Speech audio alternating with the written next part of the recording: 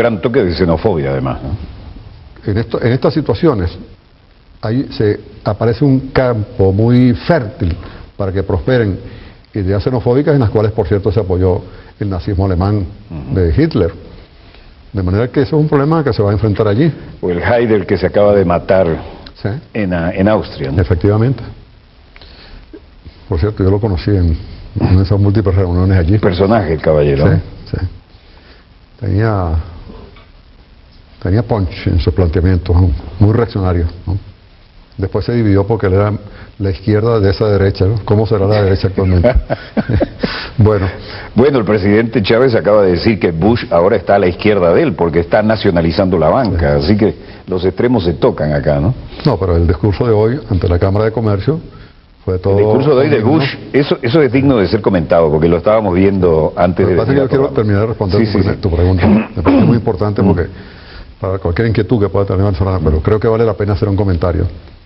Bueno, el discurso hoy de Bush fue un canto al libre comercio, precisamente cuando el libre comercio está generando las más horrorosas consecuencias para la propia economía norteamericana. Sin embargo, tosudo como es, sigue insistiendo en esa suerte de locura, cuando en Europa ya están planteando una redefinición del capitalismo, cuando están planteando no volver a Bretton Woods. Aquí lo tenemos en el discurso, vamos a escucharlo un momento, señor director. Este es el discurso de hoy en la Cámara de Comercio, ¿no? Sí. Y creo que habíamos seleccionado un segmento allí. As a strong believer in free markets, I would oppose such measures El libre mercado. Sí. under ordinary circumstances. But these are not ordinary Nunca hubiera tomado estas medidas en circunstancias ordinarias, ¿no? Sí. Pero como son extraordinarias, nos comemos todo lo que habíamos dicho y damos marcha atrás. Had the government not acted, the hole in our financial system would have grown larger. Families and firms would have had an even tougher time getting loans, and ultimately the government would have been forced to respond with even more drastic and costly measures later on. Aún más drásticas y costosas medidas todavía, ¿no? Sí. Bueno, volvamos al diálogo. De no haber aplicado esas medidas. Bien, volviendo al caso de Venezuela. Bueno, las reservas se colocaron a buen resguardo. Ya se habían tomado todas estas medidas que expliqué. ¿Cómo fue que nos escapamos de estar en este joropo que está sonando ahora allá en el norte? ¿Cómo se transfirieron las reservas? ¿Hacia dónde? ¿Cómo? ¿Cuánto? El grueso de las reservas se llevaron a lo que es el Banco Central de los bancos centrales del mundo, el Banco de Pagos Internacionales de Basilea, que por cierto, ahora en emergencia, muchos bancos centrales están llevando sus reservas para allá y tuvo que aplicar restricciones a la aceptación de dinero. No lo pueden aceptar. Primero Nosotros 50. ya estábamos hace rato allá. Sí, sí. Tenemos el 60% de nuestras reservas están allá. El 60%. 30% están en oro, Ajá. reservas que se van incrementando porque el oro que se produce en Venezuela, una vez refinado, pasa a formar parte de las reservas en oro de Venezuela. Y no tiene límite el oro que podemos extraer. Debería tener cierto límite por los efectos ecológicos que produce, pero racionalmente, científicamente explotado, con una buena tecnología, no produce mayores impactos ambientales. Pero por supuesto hay que tener mucho cuidado con esto, ¿no? Bueno, y un 10% que se hacen en colocaciones a muy corto plazo, una semana, máximo 15 días, que se mueven de acuerdo a cómo se presenten las circunstancias de uno u otro banco, porque hay que tener un dinero que es necesario para distintas operaciones que se requieren de pagos, etcétera, de pagos internacionales. Ese nivel de reservas está cercano, en las reservas del Banco Central, a los 40.000 millones de dólares, sin contar los depósitos en el Fonden y en otras instituciones, de manera que hay un sólido respaldo de reservas bien resguardadas además para enfrentar cualquier situación que se nos presente. Recordemos que en junio, en los mismos días en que yo llegué al ministerio, se dictó una resolución ordenando a los bancos la desincorporación de las notas estructuradas, muchas de las cuales tenían como sustento los papeles de Lehman Brothers. Aún quedan algunas por allí, estamos estudiando qué hacer para evitar que los bancos, incluso en Venezuela, puedan sufrir alguna consecuencia por las pérdidas que puedan tener. Estamos recabando toda la información, analizándola, para que también, de ser necesario, tomar medidas que eviten cualquier trastorno significativo en el sistema financiero venezolano. Dos preguntas muy breves para volver a este cauce central de la explicación. Los bonos argentinos y la gente que ha comprado papeles de PDVSA. ¿Qué respuesta hay para ellos? Esos papeles tienen nada más y nada menos que el respaldo de la industria petrolera venezolana y del Estado venezolano. Eso amerita que abramos un brevísimo paréntesis sobre la calificación de riesgo, que se ha incrementado significativamente en el caso de Venezuela.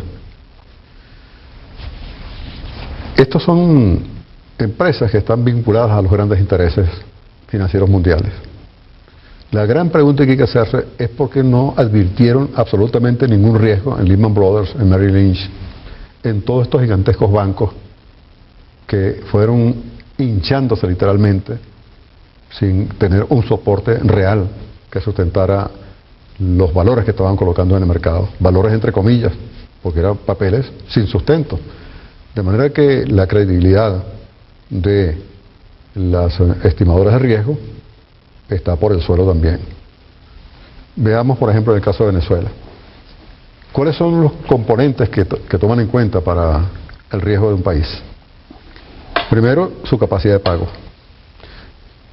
Y como consecuencia, segundo, el cumplimiento oportuno, puntual, de esos compromisos, tanto en lo referente a capital como en lo referente a intereses. La relación entre la deuda y el ingreso del país y el Producto Interno del país. Y por supuesto tiene también un componente político referente a la estabilidad del país. Por eso esos mismos intereses le dan un enorme respaldo a la oposición acá para provocar la máxima perturbación. No olvidemos que la estrategia del actual, ya felizmente saliente presidente Bush frente a Venezuela ha sido buscar el aislamiento internacional de Venezuela y provocar la desestabilización interna. Para lo primero ha tratado de ganarse a ciertos gobiernos, no ha logrado que esos gobiernos pongan el entusiasmo porque tienen que tener cuidado con sus propios pueblos que él les reclama, y en lo interno sí ha tenido gente muy entusiasta alineada con las posiciones del plan del señor Bush, buscando desestabilizar lo que hicieron en el 2002 con el golpe de Estado, lo que hicieron en el mismo 2002 con el golpe petrolero, y cuyas consecuencias pues están muy claramente hoy para el país. De manera que el factor político es un factor que alimenta ese planteamiento de las estimadoras de riesgo y que colocan a Venezuela en una situación de las peores en sus sí, de acuerdo a las cifras de esa escala, sí, seríamos un país prácticamente en quiebra, un país cerrado, hay que cerrarlo y apagar la luz. Exactamente. Ahora, esas son las mismas que no pudieron ni siquiera advertir la crisis en la que ellos mismos están inmersos remotamente, y de la que no van a salir sin una recesión. Entonces, ¿qué credibilidad tienen? Es decir, cuando ponen los bonos de PDVSA, unas empresas más sólidas del mundo, que tienen el respaldo de las más grandes reservas petrolíferas del mundo, que se van certificando e incrementando continuamente. Es decir, somos el país con las mayores reservas del mundo. Sí. Después viene que Arabia Saudita. Sí. Después vendría Rusia. Y después sería Irán o Irak. Está Irán, está Irak. El problema de Irak es que Irak es un país todas las tragedias que ha atravesado no ha podido continuar desarrollando exitosamente su industria como la tuvo en un momento determinado. Irak fue el segundo productor dentro de la OPEP. A mí me tocó cubrir el frente de guerra desde el Golfo hasta la frontera turca cuando la guerra de Irak-Irán, y seguían produciendo. Claro. Aún en plena guerra seguían produciendo. Una industria muy moderna. Muy ahora eficiente. No lo logran llegar ni remotamente a aquellas cifras. En absoluto. Claro, el plan norteamericano es precisamente, pensaban que podían recuperar los gastos de la guerra, que ascienden a unos 10.000 millones de dólares mensuales. Pagarse y darse el vuelto yo mismo. Y entonces... 10.000 millones de dólares mensuales. Eso bien recientemente en una información. Sí. Y como 4 de cada 10 combatientes son mercenarios, además, ¿no? Sí, ahí entra Dick Cheney, sus contactos, todo aquello. Todo eso. De manera que, volviendo a Venezuela, pues se han tomado medidas. Por eso, ¿cuál es la alarma real más allá de la gritería de la oposición? Y no de toda la oposición. Bueno, que usted lo van a sacar del cargo, que usted está pésimo de salud, ya vemos que no razona bien. ¿Qué más? ¿Qué más se puede decir? Que el país está quebrado, que nos vamos por el tubo. ¿no? Las reservas las tenemos en el ámbito de los 40.000 millones. Sí.